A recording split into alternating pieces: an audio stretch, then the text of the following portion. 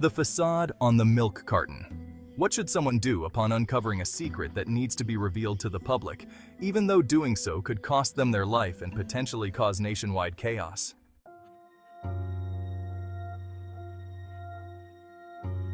In the late 1970s and 1980s, several high-profile missing child cases captured national attention, culminating in the establishment of the National Center for Missing and Exploited Children in 1984. Among these heart-wrenching cases were the disappearance of Eaton Patz and the murder of Adam Walsh, son of John Walsh, the host of America's Most Wanted. That same year, the community was rocked by the disappearances of two local paperboys. In response, the Anderson and Erickson Dairy Company initiated the Missing Children Milk Carton program. In an era devoid of Amber Alerts or GPS tracking, communities had to rely on grassroots efforts to locate missing children. Flyers with the children's pictures and information were plastered on telephone poles, billboards, and the windows of local stores. Rewards were offered for any leads. Back then, milk was delivered directly to homes. Each milk carton featured photos of missing children, accompanied by details about their age, physical appearance, and last known whereabouts. By March 1985, over half of the nation's dairy companies had adopted this practice. Sadly, despite these efforts, many of these children were never found, and the number of missing children continued to rise each year.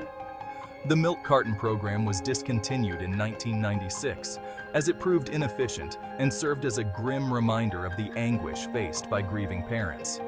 Even with the advent of new technologies, the situation did not improve significantly.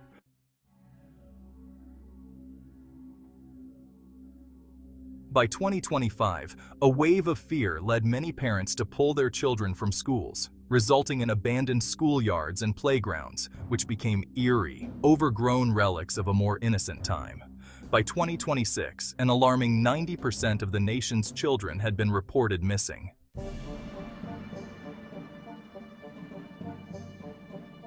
The true reason behind these disappearances remained a mystery until a young man named Stephen Huxter made a startling discovery. Stephen Huxter, an ordinary assembly worker at Borden Dairy, from 2023 until his resignation 5 years later, stumbled upon disturbing evidence on his boss's desk. His job involved ensuring the proper packaging of milk post-pasteurization, a process traditionally believed to eliminate deadly pathogens and extend shelf life. However, advancements in technology revealed a different story. The real issue was not pathogens in raw milk, but rather the milk spoiling during long transport from factories to cities. With more established cities and factories, along with faster expedited products and portable coolers, milk could now reach stores unspoiled without pasteurization. Despite this revelation, the pasteurization process persisted. Stephen's discovery hinted at deeper, more sinister reasons for the continued pasteurization, a truth intertwined with the tragic disappearances of so many children. Stephen Huxter's job consisted of ensuring the milk was properly packaged after pasteurization. But one day, his curiosity led him to question the necessity of the pasteurization process. When he asked his immediate supervisor, he was met with vague answers and silence.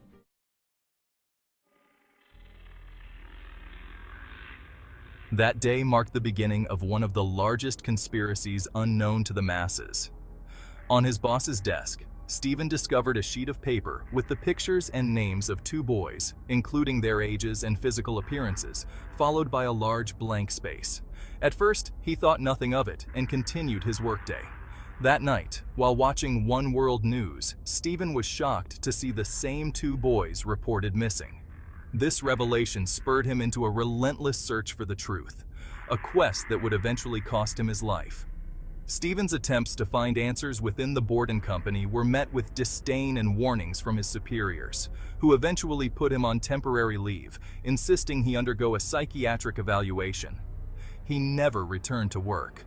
With ample time on his hands, Stephen turned to the internet, seeking legitimate information. His first question was whether there was any connection between milk and the missing children, beyond their faces on the milk cartons. After hitting numerous dead ends with his former co-workers, Stephen tracked down past employees who had been fired. What seemed like an easy task became more complicated when he discovered that nearly all these former employees had died under bizarre circumstances. Overdoses despite no history of drug abuse or suicides by unusual means. Weeks passed, and Stephen was ready to give up until an unknown caller reignited his determination.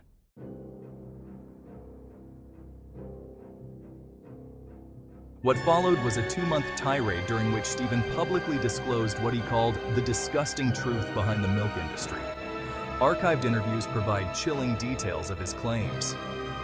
It occurs during the so-called pasteurization process, Stephen states in one interview.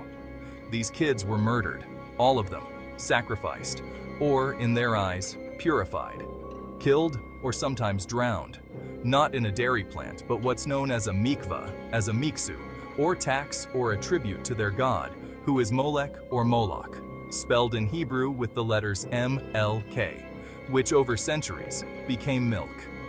Stephen nods to the interviewer off camera before taking a sip from a bottle of water.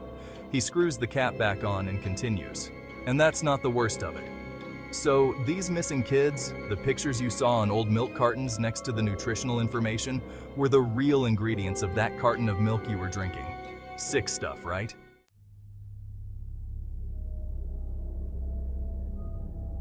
He continues. So, when they say the milk has been pasteurized, it's not just been put through some heating process. No, the first step is an ancient Sumerian purification sacrifice to their pagan god. Pasteurization is the mikvah, or collection, of children to be cleansed, and that's done with the white, pure essence of milk. The interviewer interjects. Louis Pasteur would be rolling in his grave if he knew this was happening. But he wouldn't though, Stephen quickly replies.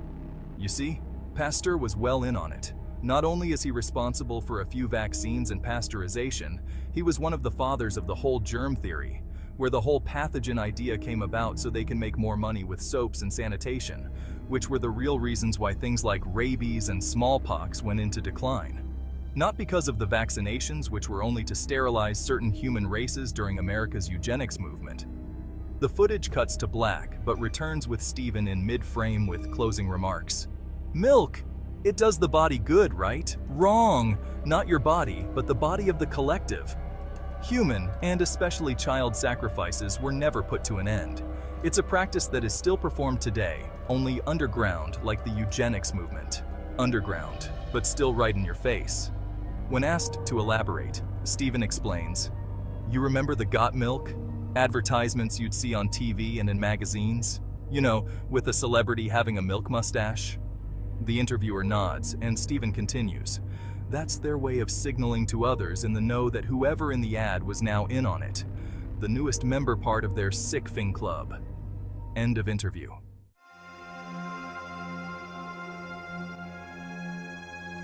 One month after Stephen went public with his findings, he was scheduled for an interview with the New World Times, but never showed up.